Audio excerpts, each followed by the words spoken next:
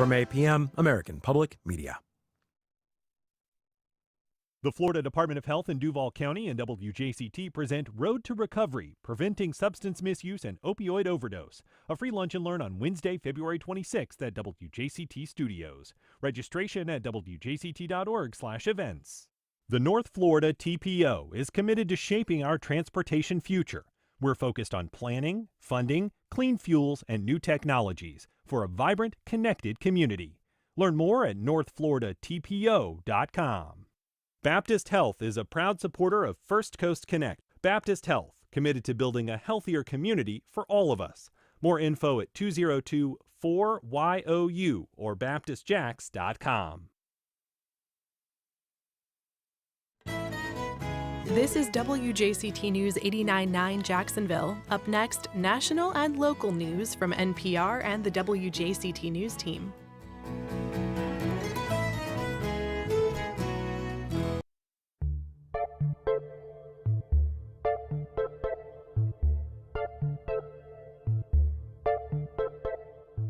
Good morning, I'm Ann Schindler. On today's First Coast Connect, the dismantling of USAID has profound practical and political implications.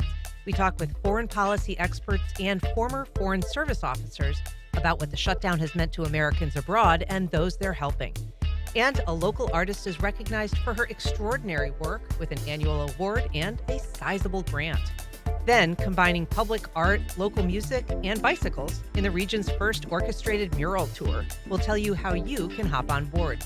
Join the conversation. Give us a call at 904-549-2937 or email firstcoastconnect@wjct.org. It's all ahead this hour after the day's news.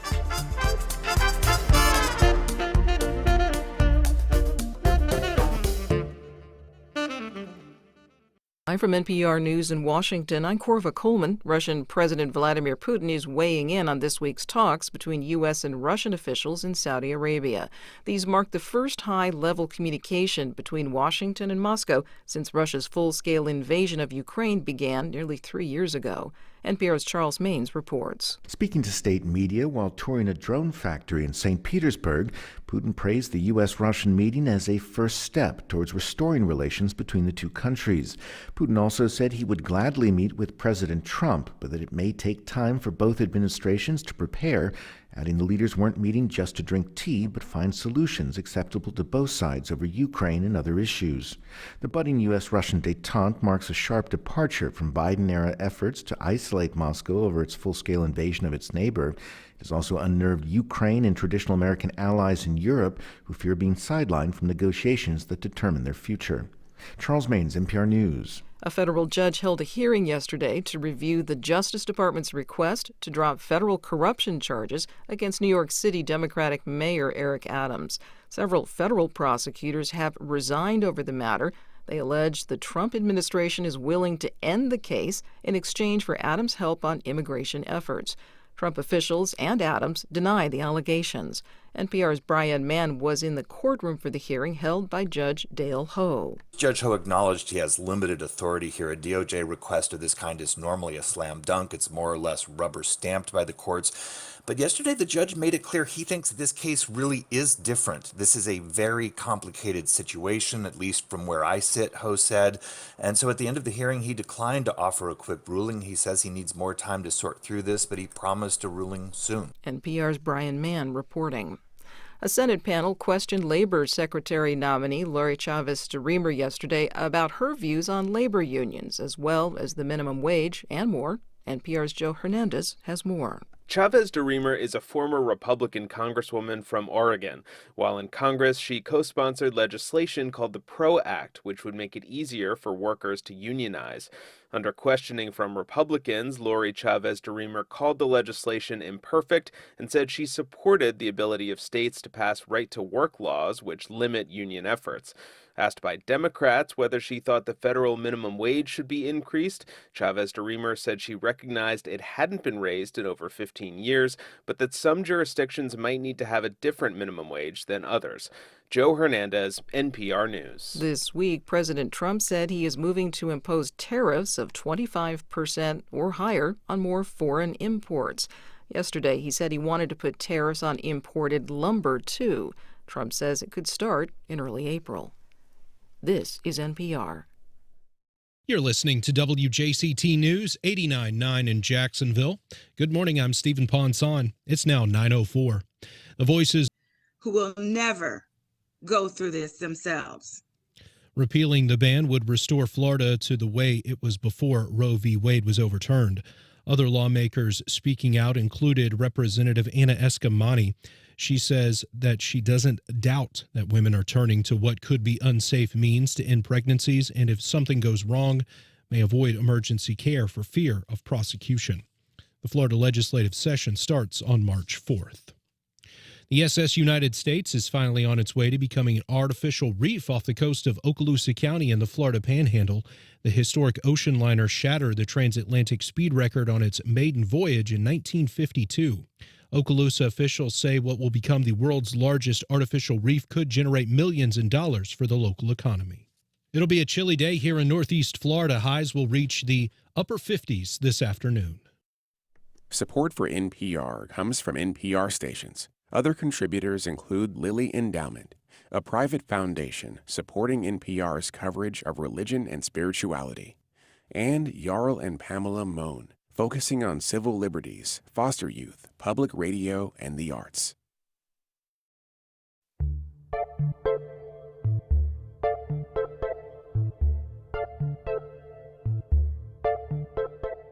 Support for First Coast Connect is provided in part by Baptist Health and North Florida TPO. Good morning. I'm Ann Schindler, and this is First Coast Connect. Today, chaos here and abroad. We talked to former Foreign Service workers who say the USAID shutdown last month has left American workers adrift and decimated life-saving relief programs. Later in the program, we take a bike tour of downtown's murals to the rhythm of a local soundtrack. But first, the U.S. Agency for International Development has been in a state of turmoil since the president ended federal funding on foreign aid 1 month ago today. We're talking about the practical and political implications of that order, and here to discuss it, we're joined by Dr. Nevena Trajkov, Political Science Department Chair at Jacksonville University. Good morning. Good morning. Kelly McBride, an international development consultant and mediator who managed USAID humanitarian programs and worked in 7 countries in Latin America. She lives here on the First Coast. Good morning, Kelly. Thank you, Ann. And we're joined on the line by Susan Reichle, former Senior Foreign Service Officer at USAID. Good morning, Susan. I think that was my bad, Susan. Welcome to the show. Thank you so much, Ann. It's great to be here. So, Susan, can you begin just by describing the work of USAID, why it exists, and what it does? Sure.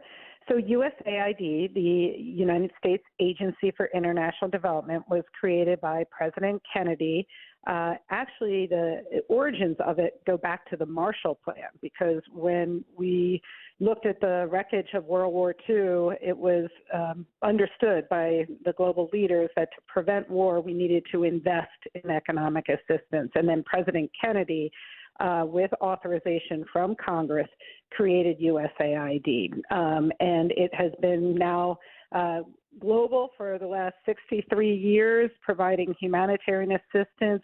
But most importantly, it really is part of our national security apparatus. We have defense, we have diplomacy, and we have development. And so it's really shocking that we would take away one of the really key tools in our toolbox to preventing violence and really to keeping Americans safer. And we know that the president halted grants and loans on a national level the first day he took office. That order was later rescinded, but this foreign aid order has remained in place. Susan, can you just sort of explain what that impacts? Yeah, well, it impacts about $40 billion of assistance that was appropriated by Congress. I want to be clear that Congress appropriated these funds. These are programs across the globe, from, as I mentioned, humanitarian assistance to health programs. We have The United States has done an amazing job of preventing HIV spread, has literally saved 25 million lives. I could go on and on about economic assistance, the work we're doing with migrants to prevent them from coming to the U.S. southern border. For example, Colombia supports 3 million Venezuelan migrants with assistance from the United States.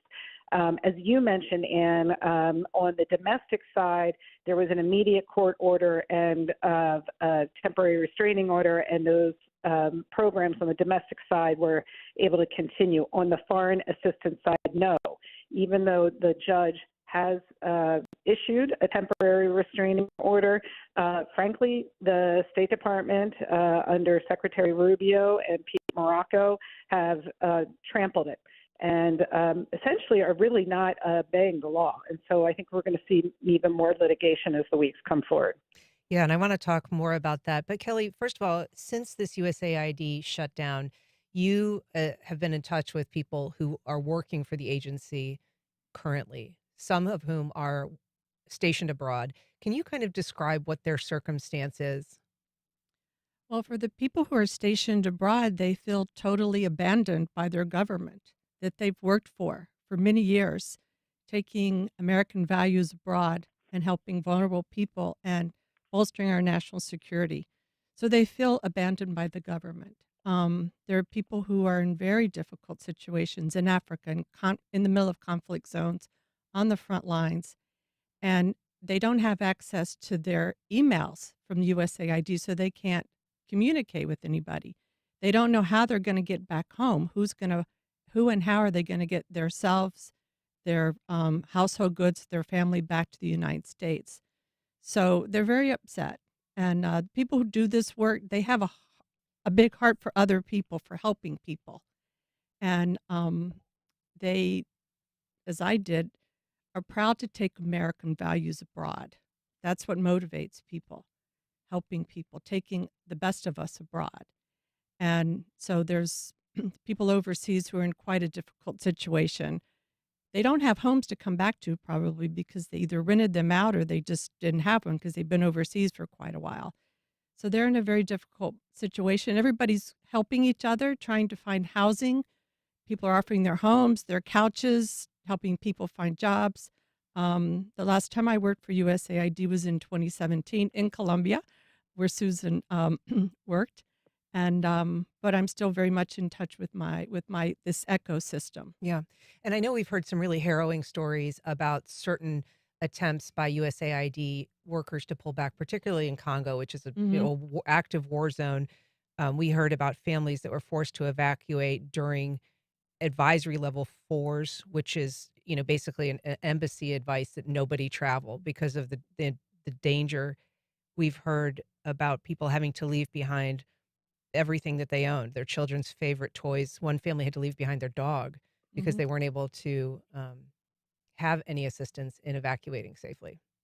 No, it's devastating to people on a personal level, and frankly, I'm appalled at this shutting down, dismantling of USAID, because we're leaving people overseas in the lurch. People who've depended upon the United States, people who we've built goodwill with over decades. People are going to die overseas for sure. They're not getting food aid. They're not getting crucial medicines. A big piece of AID is working on global health and also on, predicting famines. So that work will not be done anymore. I want to ask you about that because, there has been this order to reinstate food aid that the administration has walked back certain elements of these freezes, these firings, at the federal level. And so there was some assurance that the food aid would not be part of this restriction. But I guess that's not the entire picture. Can you kind of explain what other things go along with providing food aid that complicate just the food component? Well, you have to get it from the farmers in the United States, right? The food aid is coming from American farmers. Rice, soybean, peanuts from Georgia, right, from our neighbors. So you have to get it from farm to market. So that's on these ships that are sitting. maybe in U.S. ports. Yes, it's in Houston. They're sitting in U.S. ports, but they can't be delivered, right? Because there's no one to receive them on the other side. There's no USAID staff or contractors to receive them on the other side. So along with food and medicines, they're just sitting in a U.S. port. So, it's the farm sector in the United States is going to be very, very badly impacted by this. Yeah. There's 20 some odd states that are involved in selling food to USAID. I want to invite people to join our conversation if they would like to. We are talking about cuts to USAID. You can reach out on email. That's firstcoastconnect@wjct.org. You can call us at 904-549-2937. And we do have a message on Facebook that I want to get to in just a minute because there's questions about, how money is being spent and also a lot of rumors about how money is being spent. But first, I want to talk to you about what this means in terms of our own national interest. Dr. Trajkov, how does this impact either U.S., just kind of our relations abroad, U.S. security? Well, I appreciate the answer that people who work for USAID are doing it because they believe in American values and they want to do good in the world. But we cannot underestimate the influence that USAID has had on our foreign policy and our presence in the world. We go into these countries that are developing, that struggle, that are impoverished to help them out, but we also use it as a method of soft power to promote our values, to promote the United States, and to foster trust and build trust between people in different countries and the United States, to make friends. That soft power that we are the country that we want them to look to. And with the shutting down of these programs and pretty much the abatement of the United States from, Western liberal democracy, what we do is we open up a space for others to come in. And those others are probably going to be from Moscow or Beijing. And it really does harm then our stance and our ability to promote our values, Western liberal democratic values in the world, and allows for more presence of messages and value systems that run contrary to our interests. And we do know there's been some reporting, for instance, that a group that was funded by USAID that did some, pro-democratic work in China has already been approached by an agency of the government of China offering to provide that funding instead, which presumably would somewhat change its goals. Yeah, I mean, it's a very rational move by China, right? It really is like when you see the ebbing and the scaling back of I don't want to say adversary, but a country that in a government system that challenges your own, right? The Chinese communist regime, and you see that they are scaling back. You jump in on that opportunity, and it really is doing a disservice for us, and while doing a favor for our adversaries, particularly Russia and China. So I do want to get to this question of spending because the press secretary for the White House recently listed all of these things that USAID was allegedly spending money on that were particularly controversial, allegations that they were spending $32,000 in on a transgender comic book in Peru or DEI business, a play in Ireland. I know that the reporting that was done subsequent to that found that money was not actually being spent by USAID, but by the State Department, which is, a separate funding. But there have been questions about, waste, fraud, abuse. What can you tell this particular questioner about this money and whether it's being accounted for appropriately? Well, I can tell you that USAID has been monitored in a very meticulous fashion by the U.S. Congress, by the Office of Budget and Management, by the Inspector General that the Trump administration fired for USAID. Senator Rubio, Secretary of State Rubio, was one of the strongest champions of USAID. He spoke out very eloquently, repeatedly, about the good work of USAID and how vital it was for national security. He asked for more assistance for USAID. Yeah, he actually asked for additional funding. He asked for additional funding, yes, before he became Secretary of State. So when you work in a mission overseas, I worked in Colombia, we had repeated congressional delegations come down and visit the programs and talk to all the local counterparts, the local people.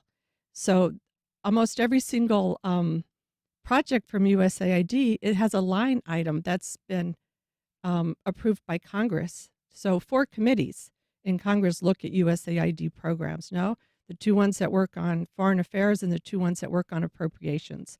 So I don't doubt that there's room for innovation and reform.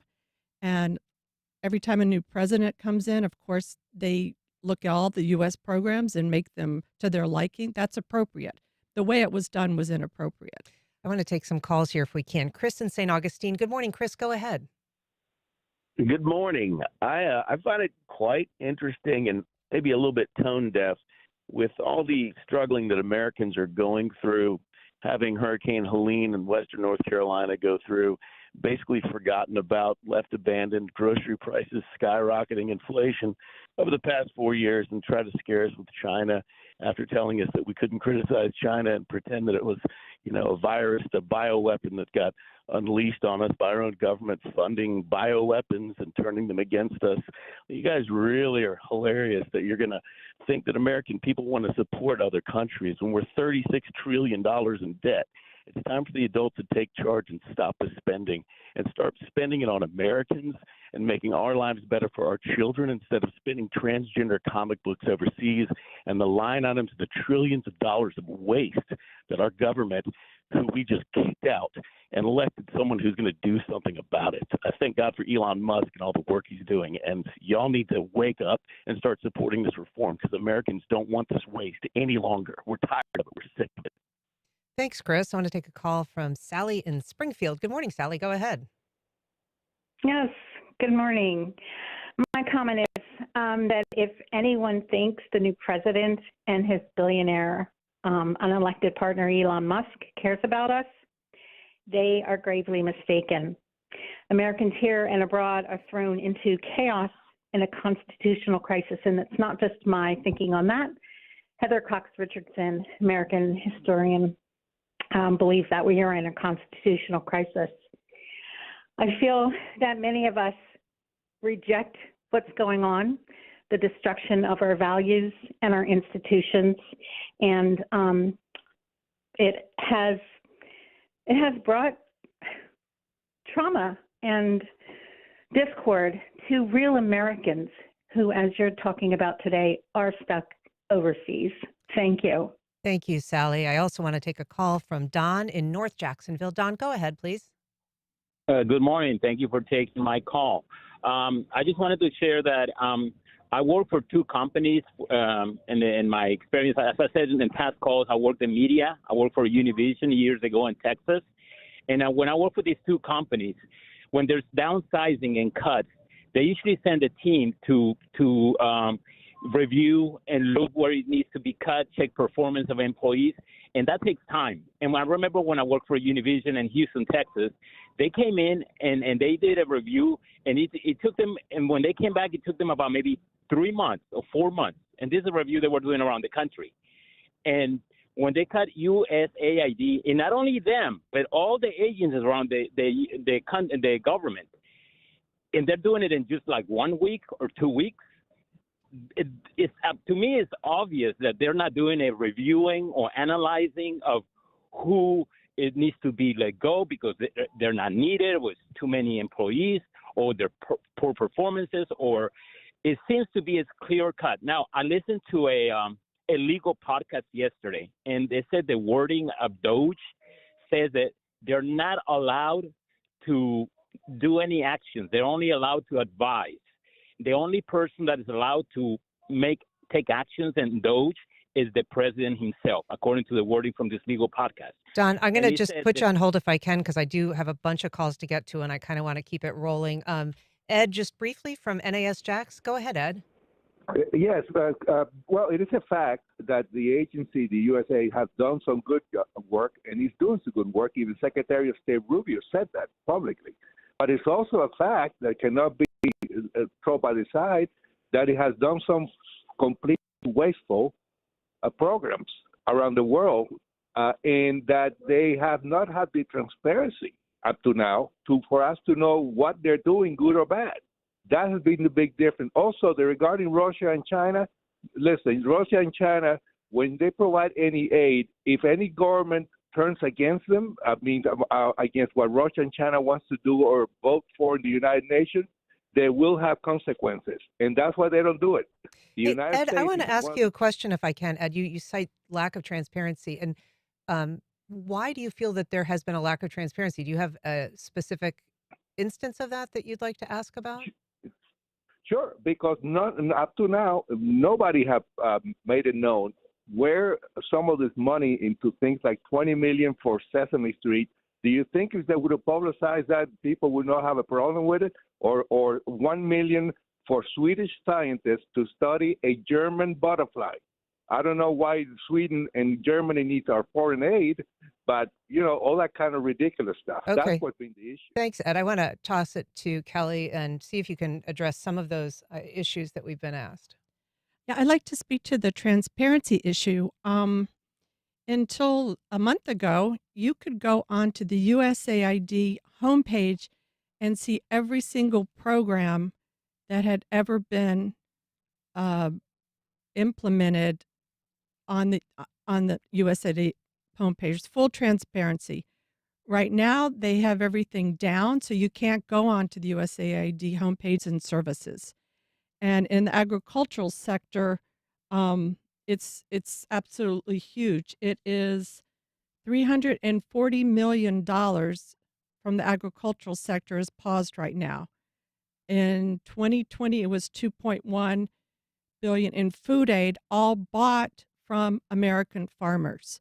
So a lot of USAID money is spent, in fact, in the United States with universities in Florida. There's 23 farms that are involved. There's aid with 4 different universities. It's about $10 million a year. So there's an ecosystem of universities, 45 universities, a lot of Christian-based organizations that do humanitarian aid, private sector groups, NGOs that are American groups that collaborate with USAID and receive money to do that. It's a lot of jobs across the country. Dr. Trajkov. Yeah, I want to respond to, or at least acknowledge some of the things that the callers have said. They came in, a couple of them were very passionate about their positions. And some might just dismiss them as extreme viewpoints or out of touch viewpoints, or our viewpoints were out of touch. But I want to highlight the thread that has been presented by all the callers. Americans are going through a hard time, struggling to pay their bills, the cost of living, buying a home. And one caller pointed out wasteful spending. Another caller pointed out the hurricane relief happening in North Carolina, right? And all these other things. This is, obviously in very different tones. This is indicative of that the American people are struggling, and they're viewing the budgets for USAID as wasteful. But the dichotomy is what we're labeling as wasteful is not what is being done in Washington by Doge, Elon Musk, and the president. They're doing absolute total cuts. This is not trimming. This is not, as one caller put it, the one who was working at Univision, an evaluation to find out, where to cut the fat. This is a pure, axe to the knees of USAID. Total cuts in all spending. So there is, I hope people can appreciate the tension of, we are struggling in the United States. We're being asked to tighten our belts so that we can pay our bills, find homes, pay for homes. We can't buy a home, right? The cost of living is high. Why should we be spending money for these programs? And yes, there may be room for reform, for evaluation, but that evaluation needs to be done diligently. But while we're asking about waste, they're doing total cuts. Right. And I hope people can see that tension. Susan, I want to ask you about that too. I mean, just the ability to close the loop on some existing programs. I mean, one I thought rather troubling story that was reported on this week was about women in South Africa who have participated in a clinical trial that is aimed at preventing unwanted pregnancies and the spread of HIV infection. They've been they've installed inside their bodies this ring, and there was not an opportunity for those devices to be removed based on the timeline of the closure and the cessation of funding. And I think there's a lot of people that think that that trust in that community in participating in a clinical trial like this has probably been ruptured irreparably. But there really hasn't been an opportunity, I think, for some agencies to complete at least the work that they have outstanding. That's correct. And I think that's a great example of what is happening multiple times across the globe right now is the broken trust between the United States and countries we partner with. And it is incredibly dangerous. Just to address some of what was said in the calls just now, yes, people are struggling here at home. But that does not mean that wholesale cutting like these types of programs, which are not only going to break the trust, but are also going to jeopardize lives, makes us better off. It is very dangerous what's happening now. We monitor in more than 90 countries disease reporting. And early detection in Ebola, when I was still with USAID, prevented Ebola from coming to the United States. We don't have that now. So if some of your callers are saying, yes, keep cutting, just cut it all to the ground, we don't need nuclear scientists, we don't need disease reporting on bird flu, Ebola, Marburg, it will come here. The whole point of foreign assistance is to help make Americans safer. And I'm very concerned, as everybody has been stating, on this panel, that there's not a deeper understanding of what the United States Agency for International Development does. And it's up to us, and that's why I wanted to join you today to share in local markets, because I think there's so much misinformation. 11 of the 12 things that were put out by the White House were completely debunked as being attributed to USAID. So there's a lot of misinformation, disinformation, and I hope we can correct that, because we're going to lose a vital tool for our own national security and safety. And I think, unfortunately, some of the callers in your area may be affected. Susan, I want to ask you, I mean, you mentioned Ebola. We know that there actually is a current Ebola outbreak in East Africa, and so that's not a concern these days. But specific to the issue of migration and how USAID efforts play into migratory patterns, can you just sort of address that? Because obviously immigration has been a huge issue for this country, and certainly in this last election. Absolutely, and as it should be. The American people are concerned about the surge in the southern border, and so what USAID has done in not just Colombia, but also Brazil, in Ecuador, was to work with local partners to provide support. That's everything from food to shelter to medical care, working with the countries, working with the partners to prevent the migration to our southern border. As I mentioned, 3 million Venezuelan migrants are in Colombia and supported by USAID with the Colombian government, who has assumed a lot of those responsibilities. Right now, we have an explosion of violence in Caratumbo, Colombia, which is on the border with Venezuela.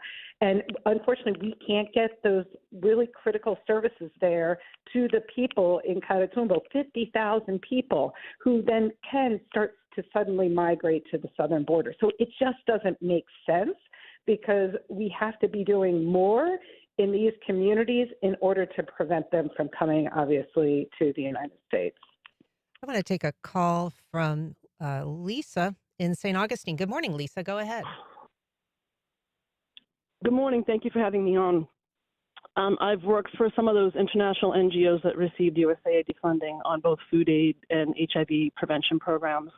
And I just want listeners to know that the process for getting money is very, very well there's a lot of oversight. Maintaining that money and getting your quarterly payments requires a lot of reporting, financial and otherwise. So this idea that there's rampant fraud and crazy spending is just, it's inaccurate. And I would say to the gentleman about the comic books for trans communities, programs that are preventing HIV/AIDS for marginalized people who are usually undereducated or not educated, you've got to meet them at their level.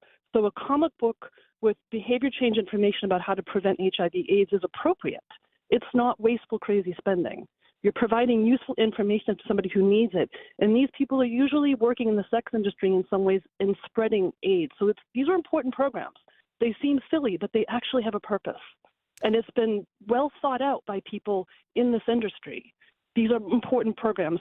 And having been downsized during COVID and living in East Africa, I really feel for the USAID staff who don't have phone numbers and emails and anybody to call for support.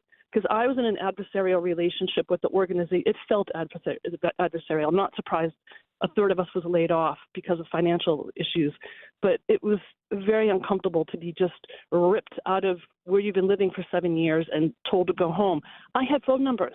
I had somebody helping me get an airline ticket and helping me with the things that I owned and the car that I had to sell and getting out of my apartment lease.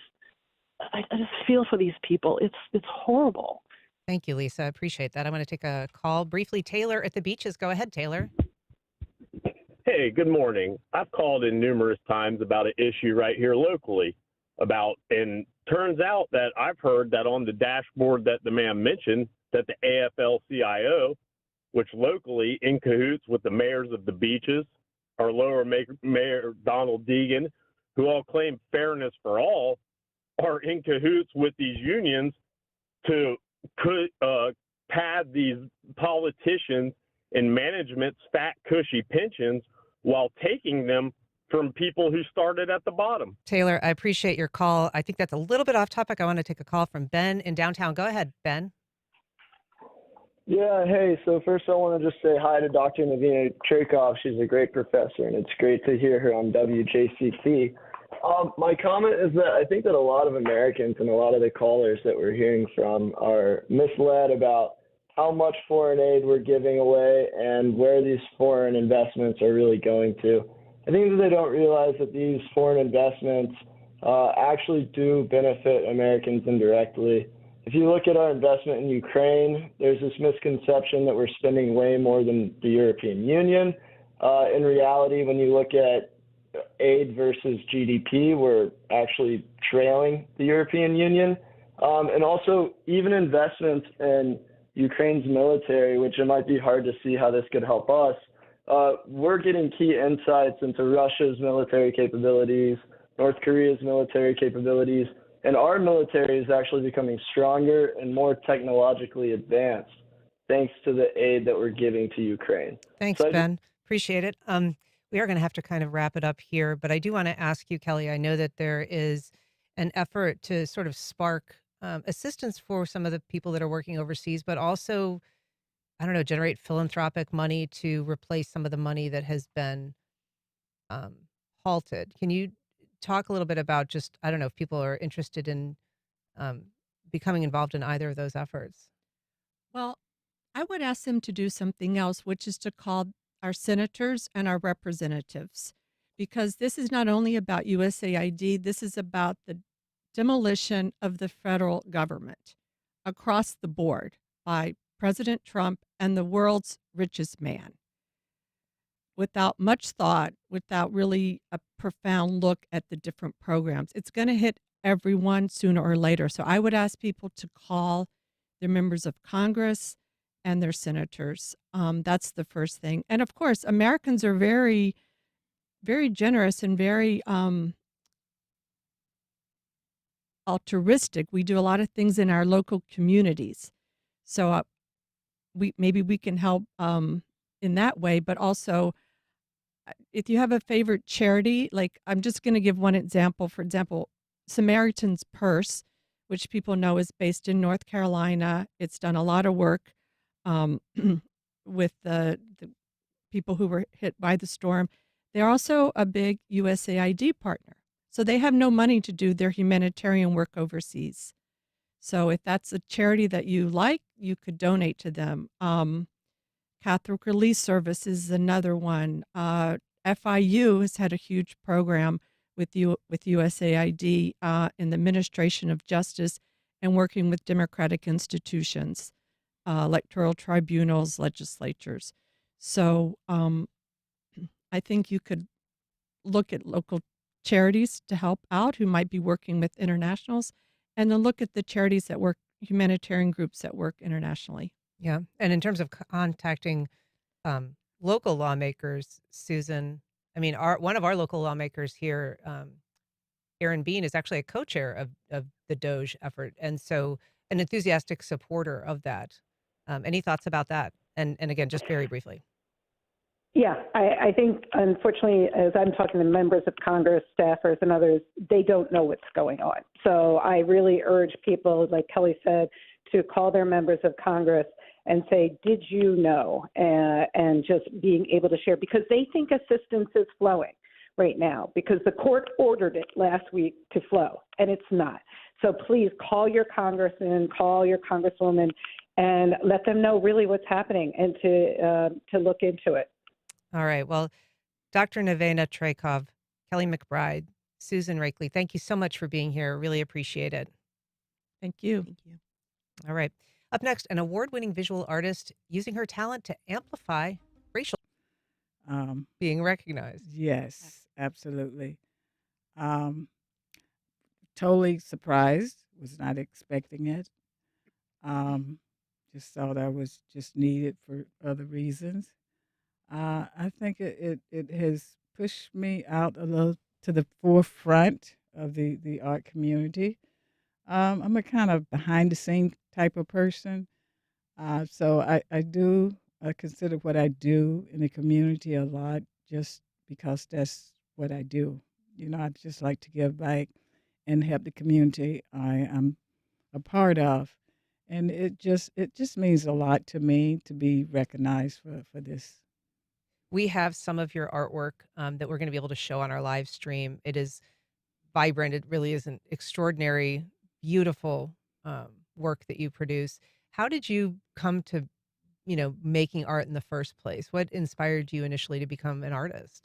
Well, it goes really back a lot further back than I realized that it was something that I was born to be an artist. It's always been a part of my life, even as a young child.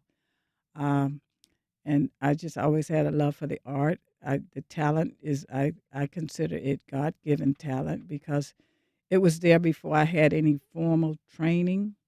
So, and I just kept at it. It made me happy. It comforted me. So I continue to do it, and it is the only thing that I have ever consistently wanted to do. Wow. And you have been in Jacksonville now for a couple of decades, but you have traveled around widely. You were from Georgia originally? Yes. So how does that experience figure into the work that you produce? Well, I mean, I was a Navy wife. My husband is the reason we are here in Jacksonville now is he was in the Navy. So we had an opportunity to travel around a whole lot. We decided to come to Jacksonville as our last stop. It was close to home, and just being out around the world, observing people, and that's where I noticed that a lot of my art involves people. A lot of them are people I've met, and so I use them as just regular people, not always famous people. In a lot of art, you see people that are famous in art. I just wanted to just paint people that were not, just a common man. Yeah. And just incredibly expressive faces, really beautifully rendered, figures in Thank your you. pieces. Amy, what is this Ann McDonald Baker Art Ventures Award? I understand that that has been around for a number of years. I think that Marsha's been recognized previously by the Community Foundation. Well, there are a couple of things going on. We have an Art Ventures grant program, and this was actually Ann McDonald Baker, who the award is named for, helped to raise the funds for the Art Ventures endowment. There was a matching grant opportunity from the National Endowment for the Arts, and Anne was one of the people who was instrumental in raising the match. And this was like in 1990. So since then, we've had a grant program that was open to individual artists and small arts organizations.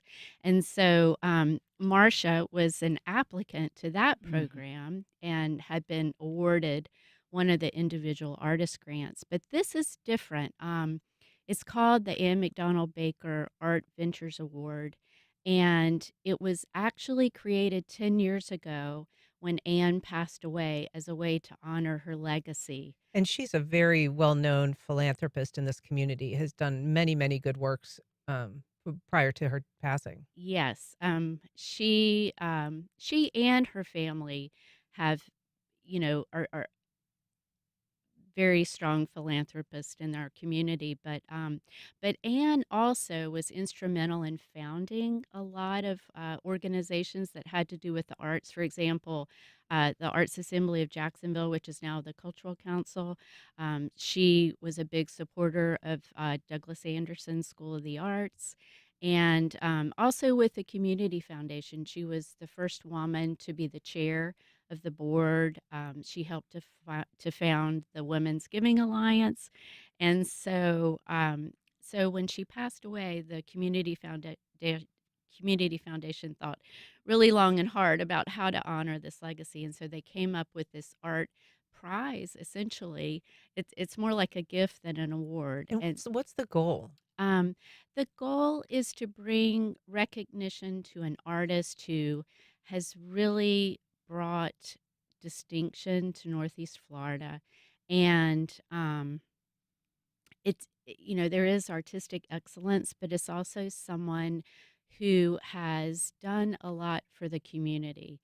And I think Marcia is a great example of the type of artists who have been honored with this award. It's unrestricted.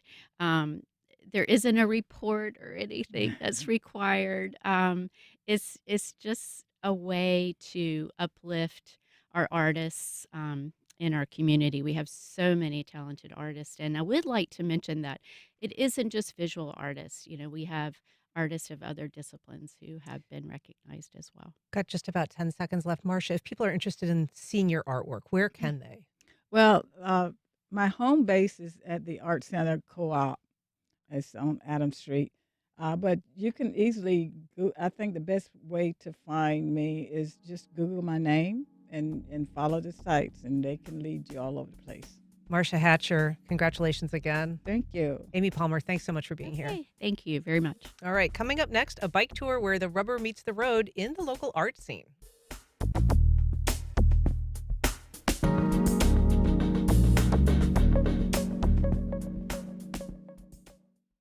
Sing Out Loud Festival presents the Live Wildly Showcase with Hozier, Biba Doobie, Vance Joy, Father John Misty, and more. September 20th and 21st in downtown St. Augustine. More information at singoutloudfestival.com.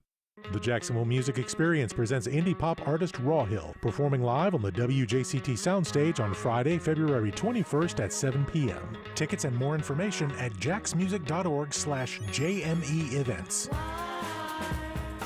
On the next Fresh Air, Rich Benjamin, whose maternal grandfather was president of Haiti in 1957, but after 19 days was overthrown by a military coup. We'll talk about getting classified documents showing America's role in the coup, and hear about Benjamin's experiences as a black, gay, Haitian American who came out during the AIDS epidemic. Join us. Today at noon on WJCT News 89.9.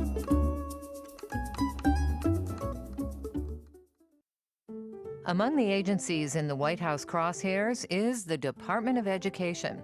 A lot of these agencies do have room to improve, to be more responsive to the American people, but improving and making them responsive is certainly not synonymous with just slashing and cutting. I'm Deborah Becker, the Federal Education Department, what it does now and how that might change. That's on the next On Point. Today at 11 on WJCT News 89.9. How concerned should we be about bird flu? Scientists worry we're just a few mutations away from a potential human pandemic. And the situation's been made worse after the federal agency we rely on to contain avian flu accidentally fired those working on a plan to contain the crisis. We'll take a closer look next time on 1A. Today, starting at 10 on WJCT News 89.9.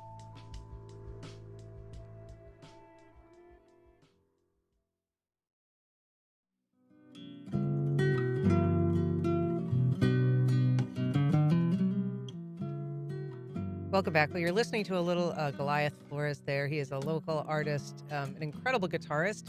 He's actually one of the musicians from Jacksonville that's featured on this new public art orchestral tour. Here to talk about it is Ron Rothberg. He's the owner of Art Bikes Jacks and the creator of the orchestrated mural tour of downtown Jacksonville. Welcome, Ron.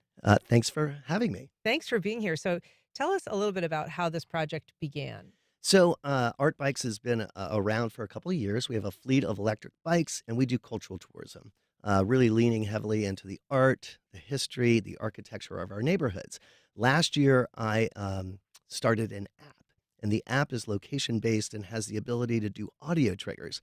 And when I first started doing it, I thought, man, this is such a great way to not only showcase art, but showcase the musical talent in Jacksonville. So I went to the Cultural Council and I said, hey, man, this is a cool idea.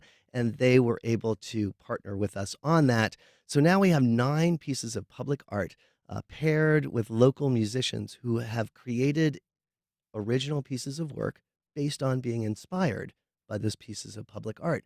So when you're walking or riding or driving and you have this app on, it navigates you to it, and then music starts playing.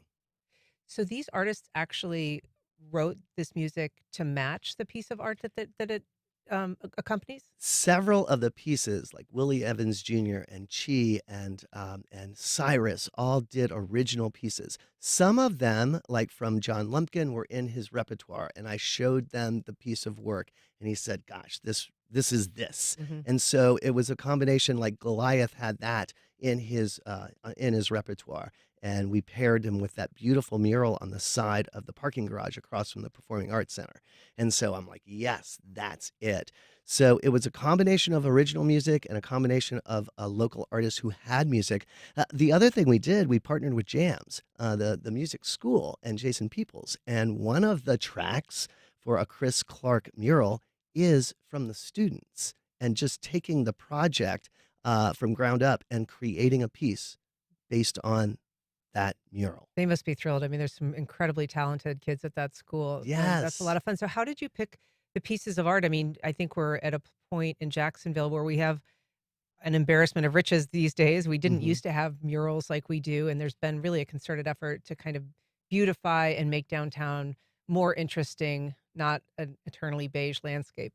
Yeah. So some of them were obvious, like at Lift Every Voice Park, the new sculpture there of James and Rosamond Johnson, and the ability for Cyrus to create a meditation based on the music of Lift Every Voice. Others were like lost pieces, like the beautiful Jacksoscope, kaleidoscope that's across the street from the Florida Theater. So I thought it was a great opportunity to rediscover some of these gorgeous pieces of sculptures that are there, but have been there and part of the fabric, and we kind of look past them. It's not an easy thing to create an app. I'm guessing that must have been quite an undertaking. Sure. It was fun. It's like a GoDaddy for an app. We have so many different experiences in the app now. I'm really pleased to have this app stand as something that is an umbrella for several cultural experiences, helping people navigate our historic neighborhoods. Historic East Side is in there. Riverside is in there. We're working with Springfield. We have so many different opportunities. My goal with this is to showcase all these wonderful things we have in one utility. Yeah. And for people who maybe aren't, cyclists or used to even just kind of cruising around downtown with any frequency, how do you, get them to do this safely and give them, the roadmap that they need to, do the tour? So when you download the app, Art Bikes Jacks app, and you download a tour, it gives you directions. And the directions are based on cycling. And so there's plenty of sidewalks. Do it at your own pace. Do it what makes you feel comfortable. But also, obviously obey the rules of the road. We would love for you to take it on I would love to have you on one of our electric art bikes, Ann. That would be really fun. And you can take one of our experiences and use it Because as well. you provide bikes, you rent Yes, bikes at Art yes, Bikes yes, Jacks. yes. Yeah. And what else? I mean, kind of big picture, what is the goal of Art Bikes Jacks? The goal of Art Bikes is to really showcase the incredible cultural heritage we have in Jacksonville. I was blown away to know that we have more diversity in architecture than any other city in the state of Florida in the Riverside and Avondale areas. And so we showcase that. I'm blown away every day, and we just saw someone in here that was from the art community. We have this incredible art community, and my goal is, once I realized what we have, don't go to Savannah, don't go to Charleston, click your heels 3 times, you're already home, Dorothy. It's all right here. Right. Ron Rothberg, that's all the time we have, but thanks so much. Congrats on the app. Come on out for a ride. We Do a have ride. experiences all weekend. All right, man. Glad to have you. Thank you for being here. And to our listeners, thanks for listening. If you have comments or questions, you can send them to firstcoastconnect@wjct.org. Please join us tomorrow. We're going to be talking with our Week in Review panel about the biggest stories of the week, from a controversial land swap downtown to local Doge protests. I'm Ann Schindler. You've been listening to First Coast Connect on WJCT News 89.9.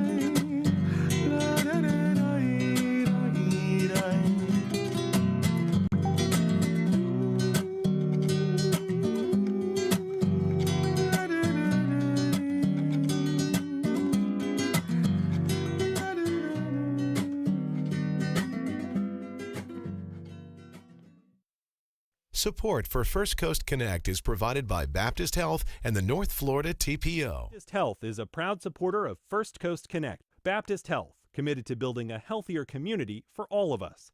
More info at 202-4YOU or baptistjacks.com. The North Florida TPO is dedicated to transportation planning, funding, clean fuels, and new technologies for a vibrant, resilient, and connected region. More information available at northfloridatpo.com. Sing Out Loud Festival presents the Live Wildly Showcase with Hosier, Biba Doobie, Vance Joy, Father John Misty, and more. September 20th and 21st in downtown St. Augustine. More information at singoutloudfestival.com.